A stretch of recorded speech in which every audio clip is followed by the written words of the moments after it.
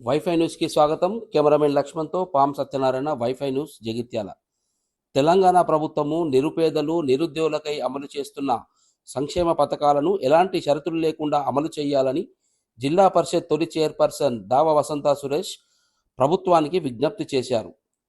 రైకల్ పట్టణంలోని ప్రెస్ క్లబ్లో బీఆర్ఎస్ పట్టణ మండల నాయకులతో కలిసి విలేకరుల సమావేశం నిర్వహించారు. ఈ సందర్భంగా వసంత మాట్లాడుతూ ప్రభుత్వం ప్రవేశపెడుతున్న సంక్షేమ పథకాలు కేవలం ప్రజలను మభ్యపెట్టే విధంగా ఉన్నాయని ఎద్దేవా చేశారు.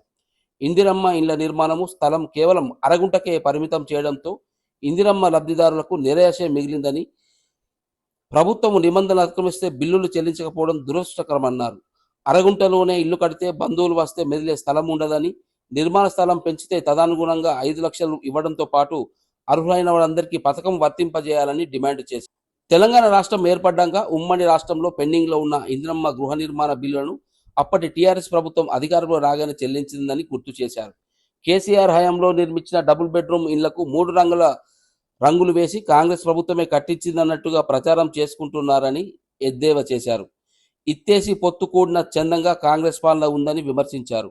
నిరుద్యోగ యువతీ యువకుల కోసం ప్రవేశపెట్టిన రాజీవ్ యువ వికాస పథకం అమలులో కూడా క్లారిటీ లేదని, ఒకవైపు సిబిల్ స్కోర్కు సంబంధం లేదంటూనే మరోవైపు సిబిల్ స్కోర్ ఉన్నవారికే అర్హులుగా ఎంపిక చేశారన్నారు.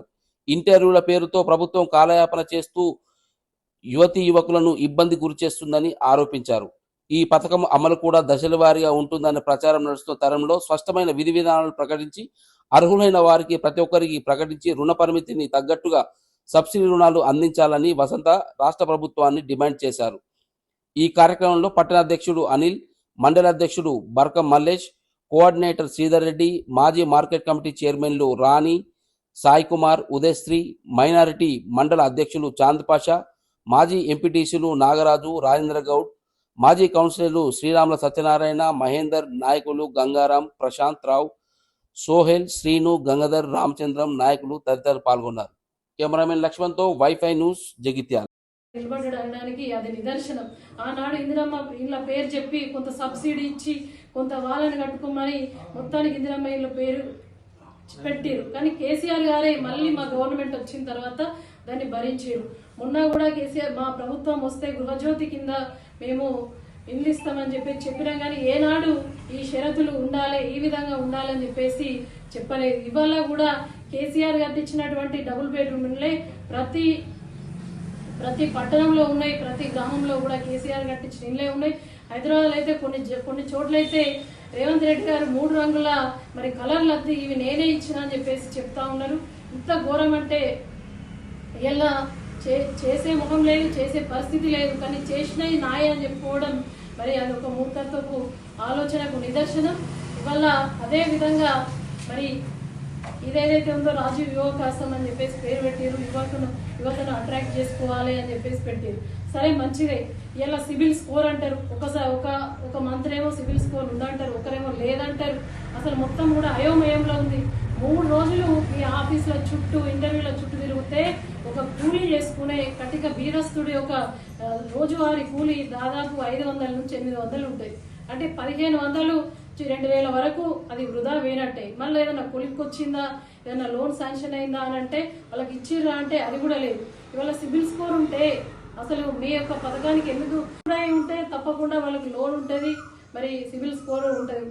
ఉన్నత వర్గాల్లో ఉన్నవాళ్ళు, ధనవంతులు, ఆర్థికంగా మంచిగా ఉన్న వాళ్ళు ఈ యొక్క రాజీవ్ వికాస పథకానికి ఎందుకు అప్లై చేసుకుంటారు? కాబట్టి ఎటువంటి షరతులు లేకుండా, ఎటువంటి ఆంక్షలు పెట్టకుండా నువ్వు ఇస్తా అంటే నేరుగా ఇంతమందికి పేదవాడైతేనే అది లోన్ తీసుకోవాలి. పేదవాడి కోసమే మీరు పథకం పెట్టారు. పేదవాడి కోసం పథకం పెట్టినప్పుడు స్ట్రేట్గా మేము ఇది ఇస్తాం, ఈ యూనిట్ పెట్టుకోండి అని చెప్పండి. మళ్ళీ దానికి ఈ రిస్ట్రిక్షన్స్ పెట్టడం పూర్తిగా కూడా ఇస్తా కానీ అనే రకంగా ఉన్నది. అసలు ఇచ్చేది దేవుడేరు, వచ్చేది దేవుడేరు. కాకపోతే ఇందిరమ్మ ఇండ్ల పరిస్థితి కావచ్చు, రాజీవ్ యువ వికాసం కావచ్చు, పూర్తిగా కూడా నీటి మూటలైనవి, పట్టి అబద్ధాలు. మళ్ళీ ఇప్పుడు ఇవన్నీ కూడా కళ్యాణ లక్ష్మి తులం బంగారం అన్నారు, అది ఇవ్వలేదు. పెన్షన్లు పెంచుతానన్నారు, అది ఇవ్వలేదు. వృద్ధులకు పెన్షన్లు చేయుత కింద ఇస్తానన్నారు, అది ఇవ్వలేదు. బీడీ కార్మికులకు పెంచుతానన్నారు, అది ఇవ్వలేదు. దివ్యాంగుల పెన్షన్ ఇవ్వలేదు. విద్యా భరోసా కార్డు అన్నారు, అది ఇవ్వలేదు, ఏది కూడా రైతు బంధు కూడా పూర్తి చేయలేదు, రైతు బీమా కూడా సక్రమంగా జరగలేదు, ఇలా వడ్ల కొనుగోళ్లలో ఫెయిల్ అయ్యింది పూర్తిగా కూడా. ఏ పథకం అంటే ఏ పథకం కూడా పూర్తి చేయలేదు. కాబట్టి ఇవాళ మళ్ళా ఊళ్ళలోకి వెళ్దామంటే ఏ ముఖం పెట్టుకొని వెళ్తామని చెప్పేసి ఇలా ఇక్కడ ఉన్నటువంటి శాసనసభ్యులు అదేవిధంగా శాసన మండలి సభ ముందరదాకా ఉన్న వాళ్ళ మధ్యలో ఈ వర్గపోరే నడుస్తుంది. అసలు మా పేదవాళ్లకు ఇండ్లు ఎప్పుడు అందుతాయి, ఈ రాజీవ్ యువ వికాస పథకం ఎప్పుడు అందుతుంది, అసలు ఇందిరమ్మ కమిటీల కోఆర్డినేషనే లేదు ఇప్పటి వరకు కూడా. మరి ఇందిరమ్మ కమిటీ లేకుండా మీరు ఇంకెప్పుడు పూర్తి చేస్తారు, పేదవాళ్లకు ఇల్లు ఎప్పుడు ఇస్తారు, మీరు ఇచ్చేది ఏదో సహాయం పూర్తిగా కూడా ఏ విధంగా కట్టుకున్నా కూడా 5 లక్షల పథకం అనేది పూర్తిగా అమలు చేయాలి. ఎటువంటి కొలతలు నిబంధనలు లేకుండా పేదవానికి ఇల్లు ఇందిరమ్మ ఇండ్ల పథకం పేరు మీద 5 లక్షలు ఇస్తానన్నారు. 5 లక్షలు ఇవ్వాలని చెప్పేసి ఇటువంటి నిబంధన లేకుండా ఇవ్వాలని చెప్పేసి డిమాండ్ చేస్తా ఉన్నాం. ఈ రాజీవ్ యువ వికాసం మా యొక్క యువ మిత్రులకు ఇస్తా అని చెప్పేసి, మా యువకులకు ఇస్తా అని చెప్పేసి సంతోషమే, కానీ ఎటువంటి నిబంధన లేకుండా నువ్వు ఇస్తా అని స్ట్రేట్గా ఇచ్చినట్టే ఇచ్చి 50,000 ఇచ్చిన తర్వాత నేను ఇవ్వనా 50,000 ఇస్తామని చెప్పేసి ప్రజలను ఇకనైనా మభ్య పెట్టవద్దు. ఎట్లయినా కూడా ఫెయిల్యూర్ గవర్నమెంట్, ఇది ఎవరు కూడా నమ్మే పరిస్థితి లేదు. కాబట్టి తక్షణమే 5 లక్షలు ఎటువంటి నిబంధన లేకుండా కూడా మేము రాయకల్ బీఆర్ఎస్ పార్టీ పక్షాన మా మండల పార్టీ అదేవిధంగా మా యొక్క పట్టణ శాఖ మా యొక్క నాయకులందరూ కూడా అందరి దగ్గరికి కూడా వస్తూ ఉన్నారు. ఇంత